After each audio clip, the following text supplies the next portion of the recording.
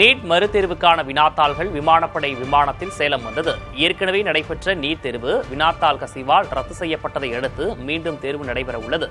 இதையொட்டி சேலம், நாமக்கல், தருமபுரி, கிருஷ்ணகிரி மாவட்டங்களுக்கான வினாத்தாள்கள் இந்திய விமானப்படை விமானத்தில் சேலம் விமான நிலையத்திற்கு கொண்டுவரப்பட்டது.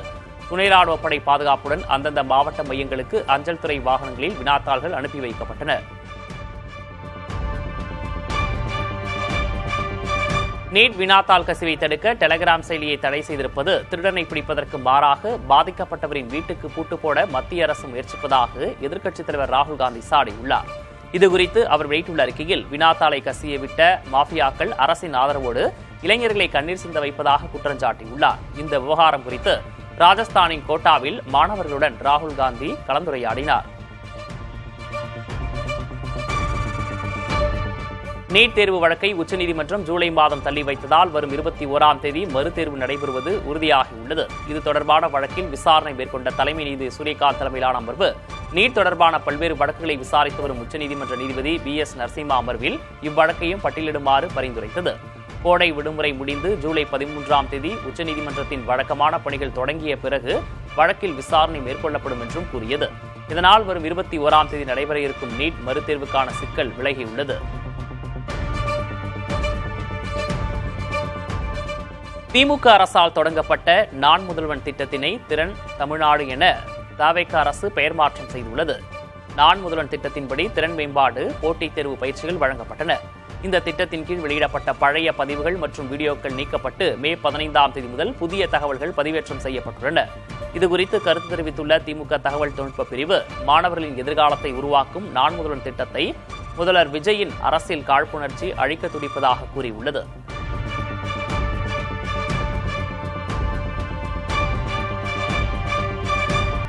ஆட்சிக்கு வந்த பிறகு முதல்வர் விஜய் முதிர்ச்சி இல்லாமல் இருப்பதாக பாஜக மாநில தலைவர் நயினார் நாகேந்திரன் விமர்சித்துள்ளார். நெல்லையில் செய்தியாளர்களிடம் பேசிய அவர், அதிமுக எம்எல்ஏக்களை ராஜினாமா செய்ய வைத்து தவேகவில் இணைப்பது அரசியல் முதிர்ச்சியற்ற செயல் என விமர்சித்தார்.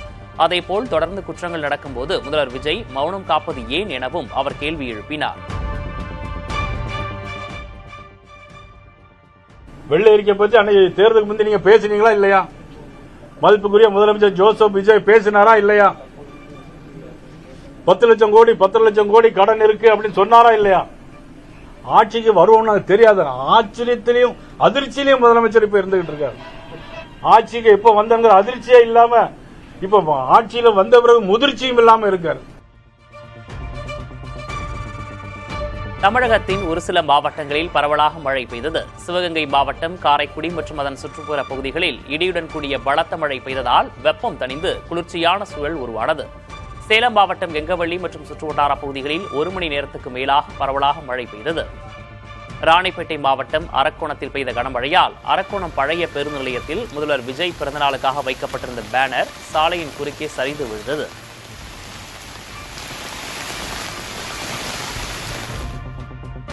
ஆனைமலை புலிகள் சரணாலய எல்லைக்குட்பட்ட கொடைக்கானல் விடுதிகளில் கேம்ப் ஃபயர் மற்றும் இசை நிகழ்ச்சிகள் நடத்தக்கூடாது என மதுரை அமர்வு உத்தரவிட்டுள்ளது. இதுகுறித்த வழக்கு நீதிபதிகள் சதீஷ்குமார், ஜோதிராமன் அமர்வு முன்பு விசாரணைக்கு வந்தபோது ஆஜரான மனுதாரர், மன்னவனூர் பகுதியில் விடுதிகளில் கேம்ப் ஃபயர் இசை நிகழ்ச்சி நடத்தப்படுவதால் மனித விலங்கு மோதல் ஏற்படும் அபாயம் உள்ளதாக வாதிட்டார். இதையடுத்து நீதிபதிகள் இந்த வழக்கில் வனத்துறை முதன்மை செயலர், ஆனைமலை புலிகள் காப்பக தலைமை வன பாதுகாவலர், மாவட்ட தலைமை வன பாதுகாவலர் பதிலளிக்க உத்தரவிட்டுள்ளார். வனம் தொடர்பான சிறப்பு வழக்குகளை விசாரிக்கும் அமர்வுக்கு வழக்கை மாற்றி ஜூலை 17ஆம் தேதிக்கு தள்ளி வைத்தனர்.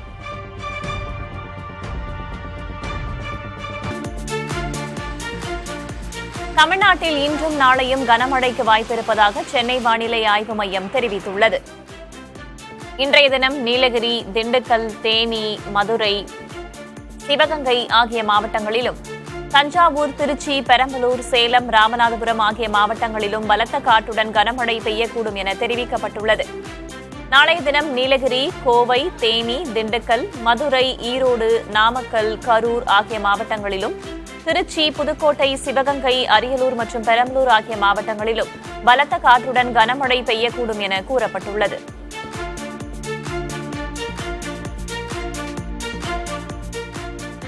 சென்னையில் 2 நாட்களுக்கு லேசான மழை பெய்ய வாய்ப்பிருப்பதாக வானிலை ஆய்வு மையம் கூறியுள்ளது. நகரின் அதிகபட்ச வெப்பநிலை 38 டிகிரி செல்சியஸை ஒட்டி இருக்கக்கூடும் எனவும் குறைந்தபட்ச வெப்பநிலை 29 டிகிரி செல்சியஸை ஒட்டி இருக்கக்கூடும் எனவும் வானிலை ஆய்வு மையம் கூறியுள்ளது.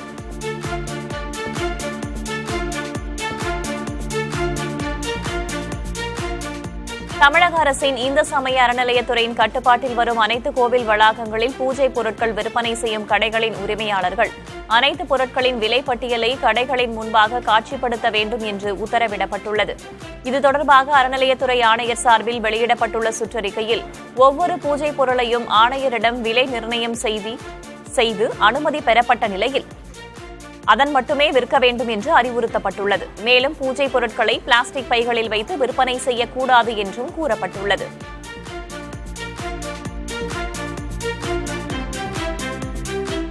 உங்களை பற்றியும் உங்கள் ஆட்சி பற்றியும் வரும் செய்திகளை படித்து உண்மையை அறிந்து நடவடிக்கை எடுக்க வேண்டும் என்று முதல்வர் விஜய்க்கு முன்னாள் முதல்வர் மு.க.ஸ்டாலின் வேண்டுகோள் விடுத்துள்ளார்.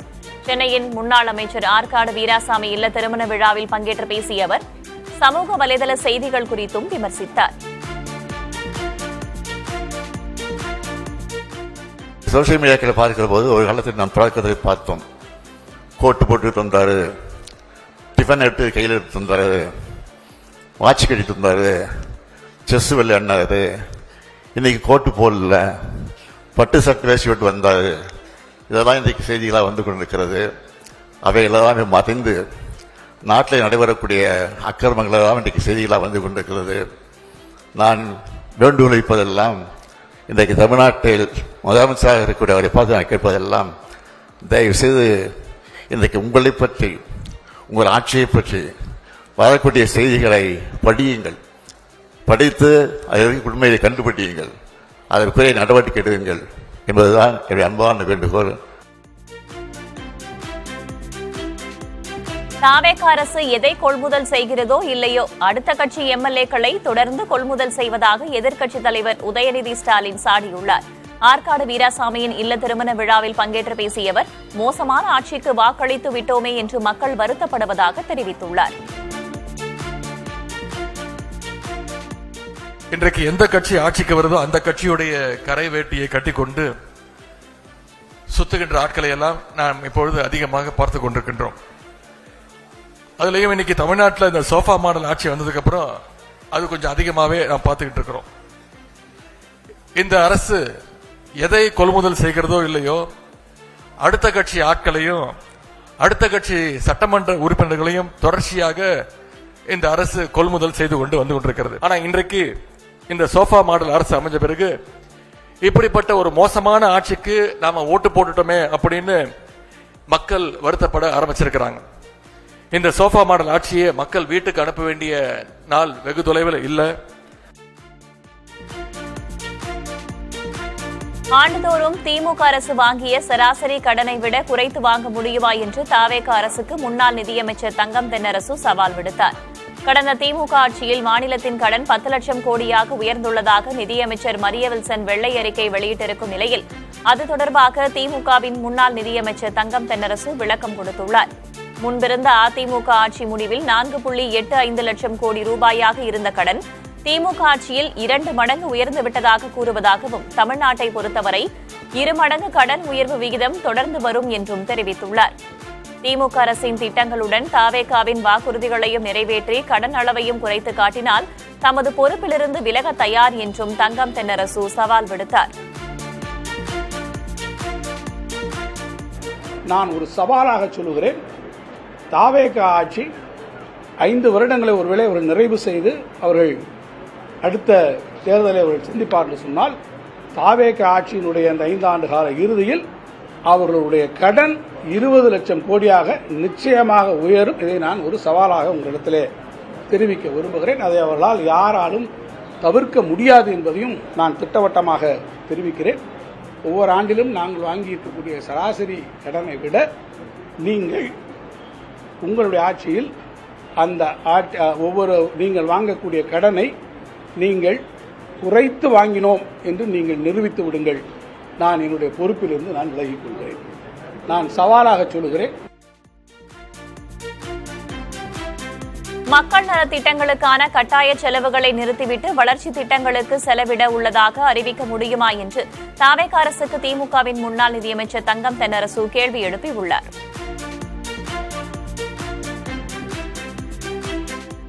கமிட்டட் எக்ஸ்பெண்டிச்சர் நான் சொல்கிறோம், கமிட்டட் பண்ணியிருக்கோம்.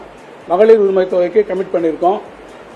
பஸ் நம்முடைய மகளிர் பயணத்திற்கு விடியல் பயணத்துக்கு கமிட் பண்ணியிருக்கோம்.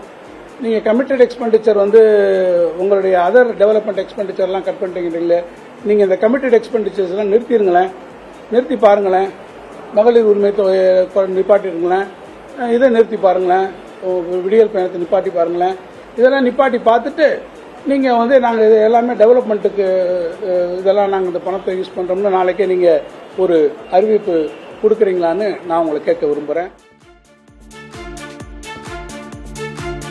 தமிழகத்தின் மொத்த கடன் 13.18 லட்சம் கோடி ரூபாயாக உள்ள நிலையில் புதிய அரசு 3 லட்சம் கோடி ரூபாய் கடன் வாங்க வேண்டிய சூழல் ஏற்பட்டுள்ளதாக பாமக தலைவர் அன்புமணி ராமதாஸ் கூறியுள்ளார்.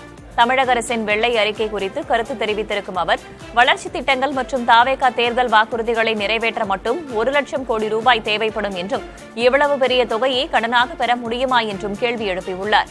மேலும் நிதி நெருக்கடியை காரணம் காட்டி தேர்தல் வாக்குறுதிகளை கைவிடக்கூடாது என்றும் அவர் கேட்டுக் கொண்டுள்ளார்.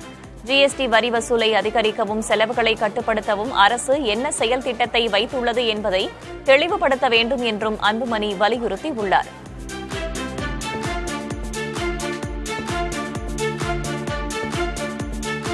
அதிமுக பொதுக்குழுவில் தொலைத்த தமது சிரிப்பை மீட்டு தந்தவர் மு.க.ஸ்டாலின் என்று முன்னாள் முதல்வர் ஓ பன்னீர்செல்வம் தெரிவித்தார்.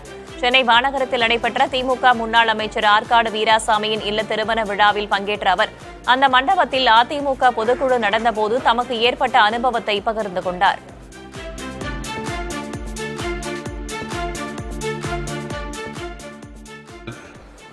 இந்த மன்றத்தில்தான் நான் பொதுக்குழுவில் கலந்து கொள்கின்ற நிகழ்வு நடைபெற்ற பொழுதுதான் இங்கே தண்ணீர் பாட்டிலை கொண்டு வீசி என்னை வெளியேற்றினார்கள். அன்று என்னுடைய சிரிப்பே தொலைந்து போனது இந்த மன்றத்தில்தான். என்றைக்கு தலைவருடைய தலைமையை ஏற்று திராவிட முன்னேற்ற கழகத்தில் நான் இணைந்தவனும் தொலைந்து போன என்னுடைய சிரிப்பை மீட்டு தந்தவர் நம்முடைய கழகத்துடைய தலைவர் அவர்கள்தான் என்பதனை நான் இன்றைக்கும் நன்றியோடு தெரிவித்துக் கொள்ள கடமைப்பட்டிருக்கிறேன். எங்கிருந்து அரசியலில் நான் பொறுப்பேற்றவனோ திரும்பவும் அந்த இடத்திற்கே வந்து சேர்ந்திருக்கின்ற மன நிம்மதி இப்பொழுது எனக்கு இருக்கிறது. விராலிமலை தொகுதி அதிமுக எம்எல்ஏ பதவியை முன்னாள் அமைச்சர் சி விஜயபாஸ்கர் ராஜினாமா செய்ததை அடுத்து அந்த தொகுதி காலியானதாக அறிவிக்கப்பட்டுள்ளது. சி விஜயபாஸ்கரின் ராஜினாமா கடிதம் ஏற்றுக்கொள்ளப்பட்டதாக சபாநாயகர் ஜே.சி.டி. பிரபாகர் அறிவித்த நிலையில் அந்த தொகுதி காலியானதாக சட்டப்பேரவை செயலகம் அறிவித்துள்ளது. ஏற்கனவே அதிமுக எம்எல்ஏக்கள் மரகதம் குமரவேல், சத்யபாமா, ஜெயக்குமார், இசக்கி சுப்பையா ஆகியோர் ராஜினாமா செய்து தாவேகாவில் இணைந்தனர். இதையடுத்து மதுராந்தகம், பெருந்துறை, தாராபுரம், அம்பாசமுத்திரம் தொகுதிகள் காலியானதாக அறிவிக்கப்பட்டன. திருச்சி கிழக்கு தொகுதியில் முதல்வர் விஜய் ராஜினாமா செய்ததை அடுத்து இதுவரை 6 தொகுதிகள் காலியானதாக அறிவிக்கப்பட்டு இடைத்தேர்தலுக்காக காத்திருக்கின்றன.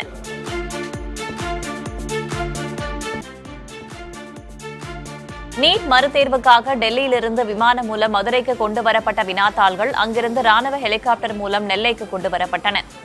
பாளையங்கோட்டை ஆயுதப்படை மைதானத்தில் இறக்கப்பட்ட வினாத்தாள்கள் பலத்த பாதுகாப்புடன் பாளையங்கோட்டை ஸ்டேட் வங்கி மற்றும் டவுன் கேனரா வங்கி பாதுகாப்பு பெட்டகங்களில் வைக்கப்பட்டுள்ளன. வரும் 21ஆம் தேதி தேர்வு நடைபெற இருக்கும் நிலையில் வினாத்தாள் கசிவை தடுக்க இந்த தீவிர பாதுகாப்பு ஏற்பாடுகள் செய்யப்பட்டுள்ளன. 6 வழிச்சாலை பணிக்காக காஞ்சிபுரம் மாவட்டம் ஸ்ரீபெரும்புதூர் பக்தவச்சலம் நகரில் பட்டா நிலத்திலிருந்து 54 வீடுகள் அகற்றப்பட்டன. மாமல்லபுரம் முதல் எண்ணூர் வரையிலான இந்த சாலை பணிக்கு நிலம் கையகப்படுத்துவதில் தாமதம் ஏற்பட்டது. இந்நிலையில் 54 வீடுகளின் உரிமையாளர்களுக்கு தலா 3 லட்சம் ரூபாய் இழப்பீடும் மாற்று இடமும் வழங்கப்பட்டு இந்த நடவடிக்கை எடுக்கப்பட்டுள்ளது. பாதுகாப்பு பணிக்காக 100க்கும் மேற்பட்ட காவல்துறையினர் குவிக்கப்பட்டிருந்தனர்.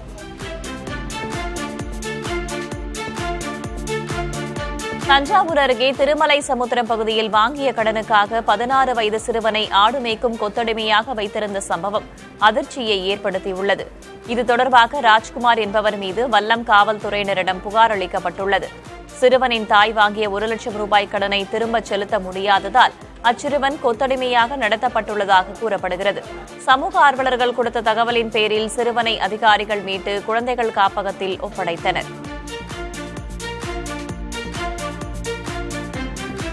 திருவண்ணாமலை அண்ணாமலையார் கோவிலில் பிரபல இசையமைப்பாளர் அனிருத் சாமி தரிசனம் செய்தார். கோவிலுக்கு வந்த அவர் சம்பந்த விநாயகர், அண்ணாமலையார் மற்றும் உண்ணாமுலை அம்மனை வணங்கி தீபமாலை தரிசனம் செய்தார். அவருக்கு கோவில் நிர்வாகம் சார்பில் மாலை அணிவித்து மரியாதை செய்யப்பட்டது. அப்போது அங்கிருந்த சிறுவர்கள் முதல் பெரியவர்கள் வரை பலரும் அனிருத்துடன் ஆர்வத்தோடு செல்ஃபி எடுத்து மகிழ்ந்தனர்.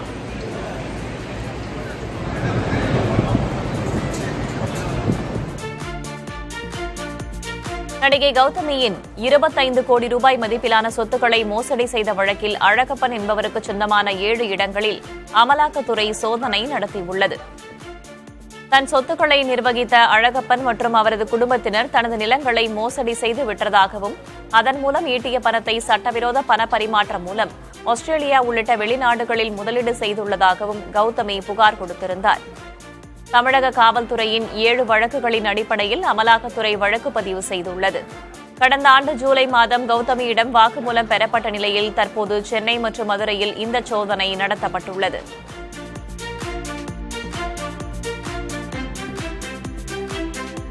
தூத்துக்குடி வஉசி துறைமுகத்தில் கடந்த 7 ஆண்டுகளில் 4 கோடியே 51 லட்சம் ரூபாய் பென்ஷன் பணத்தை மோசடி செய்ததாக 4 அதிகாரிகள் உட்பட 7 பேர் மீது சிபிஐ வழக்கு பதிவு செய்துள்ளது.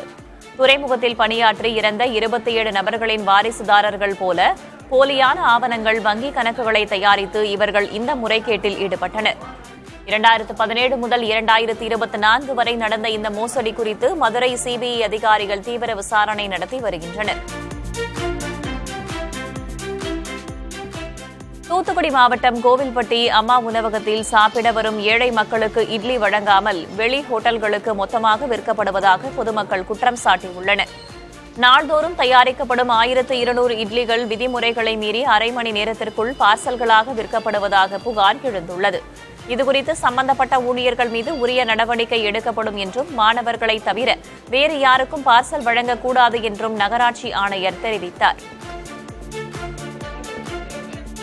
காலையில் 7 மணிக்கு தொடங்குற கடையில் 7:30 மணிக்கு போனால் இட்லி இருக்க மாட்டேங்குங்க. இதை நம்பி தான் ஸ்கூல் பிள்ளைங்க வராங்க. 1 ரூபாய்க்கு இட்லி கொடுக்காங்க. இதை வாங்குறதுக்கு கூட வரல. என்னன்னு கேட்டால் 1200 இட்லி காலையில் 7 மணிலேருந்து 7:30க்குள்ளே விற்றுருதுங்க. பார்சல் வாங்கினாலும் கிடையாதுனாலும் ஒரு 50, 100ன்னு வாங்கிட்டு போகிறாங்க. இங்கே 1 ரூபாய்க்கு வாங்கி வெளியே 10 ரூபாய்க்கு விற்காங்க கடைகளில். இவங்க லாபம் பார்க்காங்களே தவிர இது எவ்வளோக்கு விற்காங்கன்னு கூட தெரியல. பில் இல்லாமல் கொடுத்துக்கிட்டு இருக்காங்க. 7 மணிக்கு வந்து 7:30க்கு இட்லி 1200 இட்லி காலியாக போச்சுன்னா கல்யாண மண்டபத்தில் கூட காலியாக போகாது. ஆனால் இவங்க வித்துருதுங்க. கோவை மாநகராட்சி தூய்மை பணியாளருக்கு வழங்கப்பட்ட உணவில் புழு இருந்ததாக வீடியோ ஆதாரத்துடன் அளிக்கப்பட்ட புகாரின் பேரில் தனியார் ஒப்பந்ததாரருக்கு 1 லட்சம் ரூபாய் அபராதம் விதித்து மாநகராட்சி ஆணையர் உத்தரவிட்டார். கோவை போத்தனூரில் 91வது வார்டில் காலை உணவு திட்டத்தின் கீழ் வழங்கப்பட்ட உணவில் புழு இருந்ததைக் கண்டு பணியாளர்கள் அதிர்ச்சி அடைந்தனர். இதுகுறித்து அதிகாரிகள் நடத்திய விசாரணையை அடுத்து இந்நடவடிக்கை எடுக்கப்பட்டுள்ளது. சேலம் மாவட்டம் ஓமலூர் மற்றும் தாரமங்கலம் பகுதிகளில் மணல் மற்றும் செங்கல் லாரி உரிமையாளர்கள் ஒருநாள் அடையாள வேலைநிறுத்த போராட்டத்தில் ஈடுபட்டனர். விதிமுறைகளின்படி சரியான பாரம் ஏற்றிச் செல்லும் லாரிகள் மீது அபராதம் விதிக்கக்கூடாது என்று வலியுறுத்தியுள்ளனர். 1500க்கும் மேற்பட்ட லாரிகள் இயக்கப்படாததால் அப்பகுதியில் கட்டுமான பொருட்கள் விநியோகம் தற்காலிகமாக முடங்கியது. தேசிய புலனாய்வு முகமையான NIA அமைப்பின் புதிய ஐஜியாக தமிழ்நாட்டைச் சேர்ந்த மூத்த IPS அதிகாரி சுந்தர்ராஜ் பட்டிலிங்கம் நியமிக்கப்பட்டிருக்கிறார். இதற்கான அதிகாரப்பூர்வ உத்தரவை மத்திய உள்துறை அமைச்சகம் வெளியிட்டுள்ளது. சத்தீஸ்கர் கேடரைச் சேர்ந்த 2003ஆம் ஆண்டு பேட்ச் அதிகாரியான இவர் நக்சல் பாதிப்பு அதிகம் உள்ள பஸ்தர் பிராந்தியத்தின் ஐஜியாக பணியாற்றி புகழ் பெற்றவர். மத்திய அரசின் இந்த புதிய பொறுப்பை உடனடியாக ஏற்கும் வகையில் அவரை பணியிலிருந்து விடுவிக்குமாறு சத்தீஸ்கர் அரசுக்கு உத்தரவிடப்பட்டுள்ளது.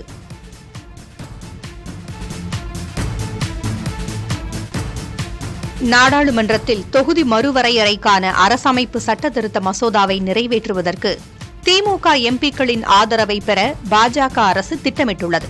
தமிழ்நாடு சட்டமன்ற தேர்தலுக்கு பின் தமிழக அரசியலில் நிகழ்ந்த மாற்றங்களால் காங்கிரஸ் தலைமையிலான இந்தியா கூட்டணியில் திமுக தொடர முடியாத நிலை ஏற்பட்டுள்ளது. இதையடுத்து தொகுதி மறுவரையறை மசோதாவிற்கு மக்களவையில் உள்ள 22 திமுக எம்பிக்களின் ஆதரவை பெற பாஜக பல்வேறு திட்டங்களை யோசித்து வருகிறது.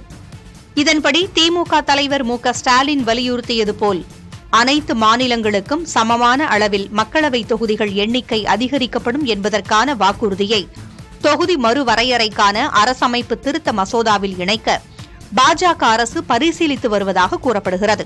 திரிணாமுல் காங்கிரசின் 20 அதிருப்தி எம்பிக்களின் ஆதரவோடு திமுகவின் 22 எம்பிக்களின் ஆதரவும் கிடைத்தால் மக்களவையில் தொகுதி மறுவரையறை அரசமைப்பு சட்டத்திருத்த மசோதாவிற்கு ஆதரவாக வாக்களிப்பவர்களின் எண்ணிக்கை 335ஆக உயரும்.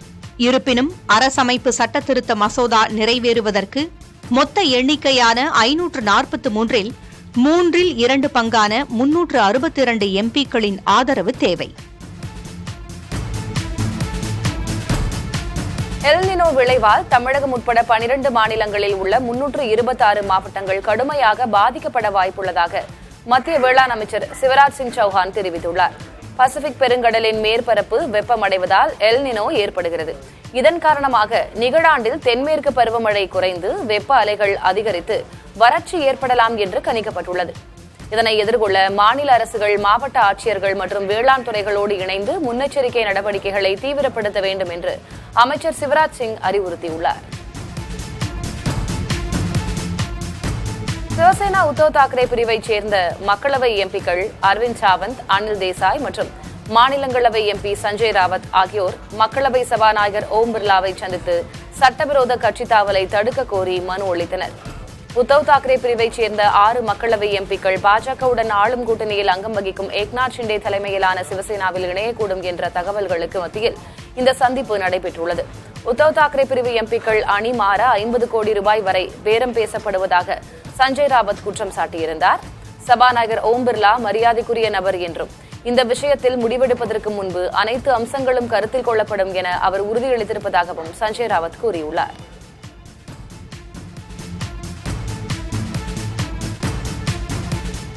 ஜார்க்கண்ட் மாநில தலைநகர் ராஞ்சியில் உள்ள RSS அலுவலகத்தை குறிவைத்து மர்ம நபர்கள் பெட்ரோல் குண்டு வீசி தாக்குதல் நடத்தியுள்ளனர்.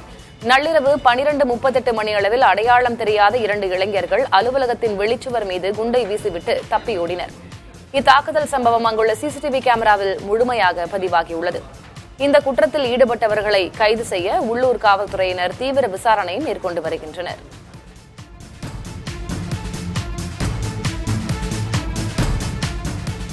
மத்திய அரசின் PM ஸ்ரீ பள்ளி திட்டம் குறித்து ஆராய 4 அமைச்சர்கள் கொண்ட துணைக்குழு அமைக்கப்பட்டுள்ளது.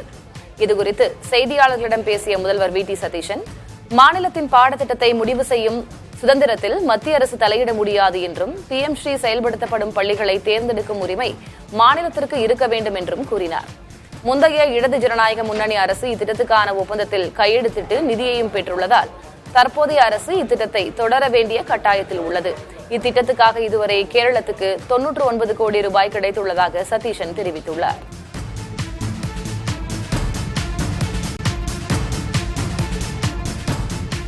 ஹைதராபாத்தில் அமெரிக்க துணை தூதரகம் அமைந்துள்ள சாலைக்கு அமெரிக்க அதிபர் டொனால்டு டிரம்ப் பெயரை சூட்ட தெலங்கானா காங்கிரஸ் அரசு முடிவு செய்துள்ளது. இந்த பெயர் சூட்டும் நிகழ்ச்சி ஜூன் 23ஆம் தேதி நடைபெறவுள்ளது. இதேபோல் பிராந்திய வெளிவட்ட சாலைக்கு மறைந்த தொழிலதிபர் ரத்தன் டாடாவின் பெயரும், இன்னொரு முக்கிய வீதிக்கு கூகுள் தெரு என்றும் பெயரிடப்பட உள்ளது. ஹைதராபாத் நகரத்தை நவீனமயப்படுத்தும் முயற்சியின் ஒரு பகுதியாக பிரபலமான நபர்கள் மற்றும் நிறுவனங்களின் பெயர்களை சாலைகளுக்கு சூட்ட முதல்வர் ரேவந்த் ரெட்டி முடிவெடுத்துள்ளார். கேரள முன்னாள் முதல்வர் பினராயி விஜயனின் மகள் வீணா CMRL பண மோசடி வழக்கு தொடர்பாக கொச்சியில் உள்ள அமலாக்கத்துறை அலுவலகத்தில் விசாரணைக்கு ஆஜராகினார். கடந்த மே 27ஆம் தேதி பினராயி விஜயன் சம்பந்தப்பட்ட 12க்கும் மேற்பட்ட இடங்களில் அமலாக்கத்துறை அதிகாரிகள் அதிரடி சோதனை மேற்கொண்டனர். அதன் தொடர்ச்சியாக அனுப்பப்பட்ட சம்மனின் அடிப்படையில் ஆஜரான வீணாவிடம் அதிகாரிகள் தீவிர விசாரணை மேற்கொண்டு வருகின்றனர்.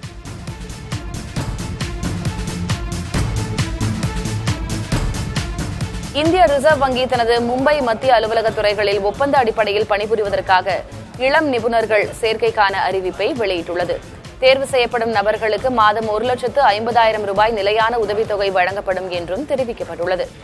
செயற்கை நுண்ணறிவு, சைபர் பாதுகாப்பு மற்றும் குவாண்டம் தொழில்நுட்பம் உள்ளிட்ட 12 முக்கிய பிரிவுகளில் காலி பணியிடங்கள் நிரப்பப்பட உள்ளதாகவும் தெரிவிக்கப்பட்டுள்ளது. தகுதியுடைய நபர்கள் மின்னஞ்சல் மூலம் ஜூலை 6ஆம் தேதிக்குள் விண்ணப்பிக்கலாம் எனவும் அறிவிக்கப்பட்டுள்ளது.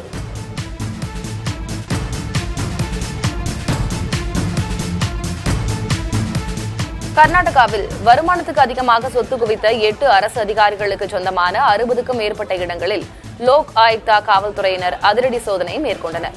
பெங்களூரு, தாவணகெரே, பீதர் உள்ளிட்ட பகுதிகளில் நடைபெற்ற இந்த சோதனையில் கணக்கில் வராத தங்கம், வெள்ளி, ரொக்கப்பணம் மற்றும் சொத்து ஆவணங்கள் பறிமுதல் செய்யப்பட்டன.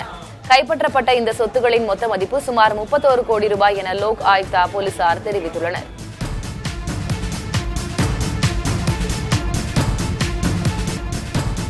புதுச்சேரியில் தேர்தல் முடிந்து 1 மாதம் கடந்த நிலையில் மீதமுள்ள 3 அமைச்சர்கள் இன்று பதவியேற்றுக் கொண்டனர்.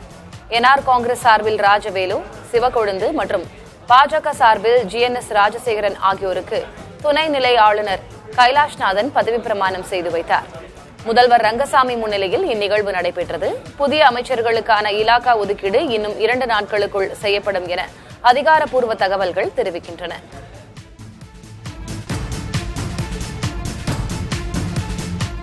ஆசிய பசிபிக் பிராந்தியத்தில் மருத்துவத் துறையில் செயற்கை நுண்ணறிவு தொழில்நுட்பத்தை ஏற்றுக்கொள்வதில் இந்தியா முன்னணியில் உள்ளதாக பெயின் அண்ட் கம்பெனி ஆய்வறிக்கை தெரிவித்துள்ளது.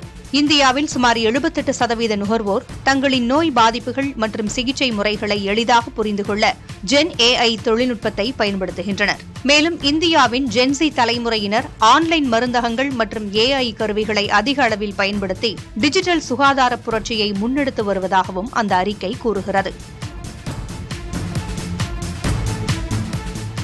உலகெங்கிலும் உள்ள மத்திய வங்கிகள் அடுத்த ஓராண்டுக்குள் தங்களின் தங்க கையிருப்பை மேலும் அதிகரிக்க திட்டமிட்டுள்ளதாக உலக தங்க கவுன்சிலின் 2026ஆம் ஆண்டுக்கான ஆய்வு தெரிவிக்கிறது.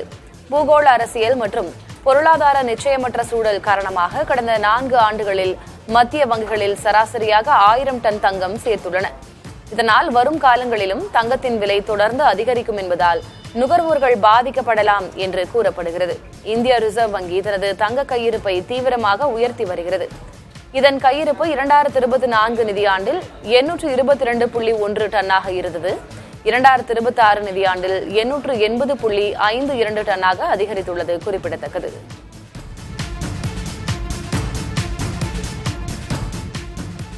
அமெரிக்காவின் மிசோரி மாகாணத்தில் நடந்த பயங்கர சிறிய ரக விமான விபத்தில் ஆந்திராவைச் சேர்ந்த மென்பொருள் பொறியாளர் சாய் கார்த்திக் வர்மா உட்பட 12 பேர் பரிதாபமாக உயிரிழந்தனர்.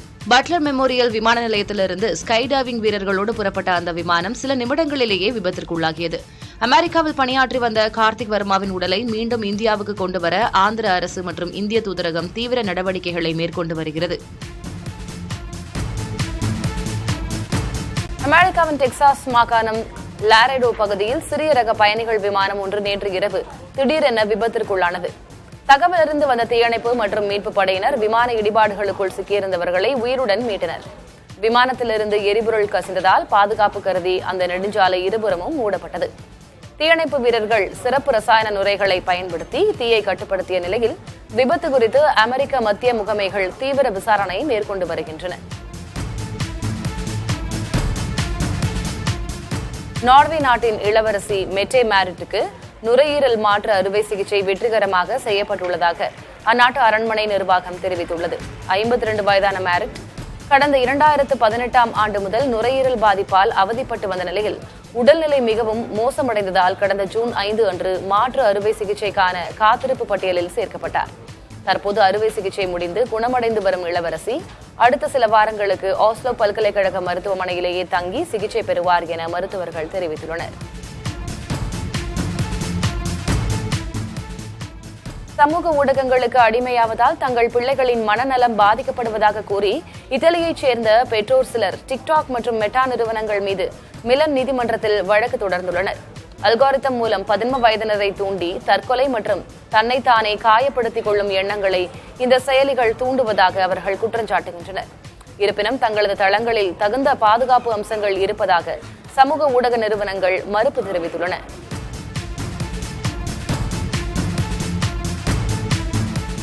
தெற்கு சீனாவின் பிங்லூ கால்வாயில் நாட்டின் முதல் 5000 டன் அதிநவீன சுற்றுச்சூழலுக்கு உகந்த கப்பலான பேகங் யுன்ஹே 2 தனது சோதனை ஓட்டத்தை தொடங்கியுள்ளது.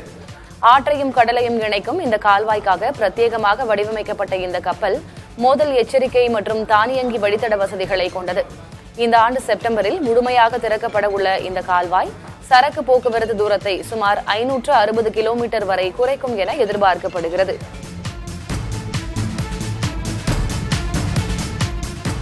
எக்ஸ் சமூக வலைதளம் கடந்த 24 மணி நேரத்திற்குள் 2வது முறையாக முடங்கிய நிலையில் மீண்டும் பழைய நிலைக்கு திரும்பியுள்ளது.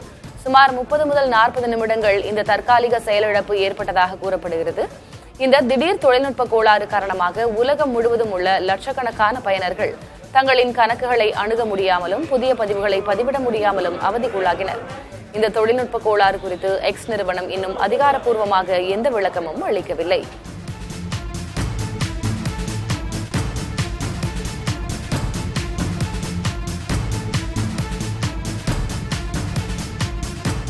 சீனாவின் வடமேற்கு பகுதியில் உள்ள கிங்ஹாய் மாகாணத்தில் சக்தி வாய்ந்த நிலநடுக்கம் ஏற்பட்டது. ரெக்டர் அளவுகோலில் 6.3 பதிவான இந்த நிலநடுக்கம் மலைப்பாங்கான பகுதியில் பூமிக்கு அடியில் 10 கிலோமீட்டர் ஆழத்தில் மையம் கொண்டிருந்தது. இதில் முதல் கட்டமாக ஒருவர் உயிரிழந்ததாகவும் 4 காயமடைந்ததாகவும் சீன ஊடகங்கள் தெரிவிக்கின்றன. நிலநடுக்கத்தை தொடர்ந்து அடுத்தடுத்து அதிர்வுகள் ஏற்பட்டதால் அருகில் உள்ள நிலக்கரி சுரங்க தொழிலாளர்கள் உடனடியாக வெளியேற்றப்பட்டு அங்கு தீவிர மீட்பு பணிகள் நடைபெற்றன. தமிழகத்தின் மொத்த கடன் 13.18 லட்சம் கோடி ரூபாயாக இருக்கும் நிலையில் புதிய அரசு 3 லட்சம் கோடி கடன் வாங்க வேண்டிய சூழல் ஏற்பட்டுள்ளதாக பாமக தலைவர் அன்புமணி ராமதாஸ் தெரிவித்துள்ளார். தமிழக அரசின் வெள்ளை அறிக்கை குறித்து கருத்து கூறியுள்ள அவர், வளர்ச்சி திட்டங்கள் மற்றும் தாவேகா தேர்தல் வாக்குறுதிகளை நிறைவேற்ற மட்டும் 1 லட்சம் கோடி ரூபாய் தேவைப்படும் என்றும் இவ்வளவு பெரிய தொகையை கடனாக பெற முடியுமா எனவும் கேள்வி எழுப்பியுள்ளார். மேலும் நிதி நெருக்கடியை காரணம் காட்டி தேர்தல் வாக்குறுதிகளை கைவிடக்கூடாது என்று அவர் கேட்டுக் கொண்டுள்ளார். எளிய மக்களுக்கான கட்சியான விசிகாவை உடைக்க சதி நடப்பதாக அக்கட்சித் தலைவர் திருமாவளவன் குற்றம் சாட்டியுள்ளார். விசிக முதன்மை செயலாளர் ஆளூர் ஷானவாஸ் புதிய கட்சி ஆரம்பிக்கப் போவதாக வெளியான செய்தி தவறானது என்றும் அவர் தெரிவித்தார். மேலும் தாவேகா அரசின் 1 மாத கால ஆட்சியை இப்போதே மதிப்பிட முடியாது என்றும் அதிமுக சிதறாமல் வலுவாக இருப்பதே தமிழ்நாட்டு அரசியலுக்கு நல்லது என்றும் தெரிவித்தார். ஜனநாயக சக்திகளை ஓரணியில் திரட்டவுள்ளதாக இந்திய கம்யூனிஸ்ட் மாநில செயலர் வீரபாண்டியன் தெரிவித்துள்ளார். இந்திய கம்யூனிஸ்ட், மார்க்சிஸ்ட் லெனினிஸ்ட் கட்சிகள் ஒருங்கிணைந்து செயல்பட முடிவு செய்துள்ளன. இதுகுறித்து சென்னை தியாகராய நகரில் உள்ள பாலநிலத்தில் 3 கம்யூனிஸ்ட் கட்சிகளின் தலைவர்களும் கூட்டாக செய்தியாளர்களை சந்தித்தனர். அப்போது பேசிய வீரபாண்டியன், இது தேர்தலுக்கான அணி அல்ல என்றும் மக்கள் பிரச்சினைகளுக்கு ஒன்றாக குரல் கொடுப்போம் எனவும் தெரிவித்தார். இடது ஒருங்கிணைப்பு குழு ஒன்றை நாங்கள் உருவாக்கி இருக்கிறோம். இடதுசாரிகள் குழு மட்டுமல்ல, இடதுசாரிகள் கட்சி மட்டுமல்ல, ஜனநாயக சக்திகளையும் நாங்கள் அணி திரட்ட இருக்கிறோம் எதிர்வரும் காலங்களில். இந்த முயற்சிகளை வருகிற இடைத்தேர்தல் அல்லது உள்ளாட்சி தேர்தலோடு இணைத்து பார்க்க வேண்டாம் என்று நாங்கள் கேட்டுக்கொள்கிறோம். அது தேர்தல் வருகிற போது அது குறித்து நாங்கள் சிந்திப்போம்.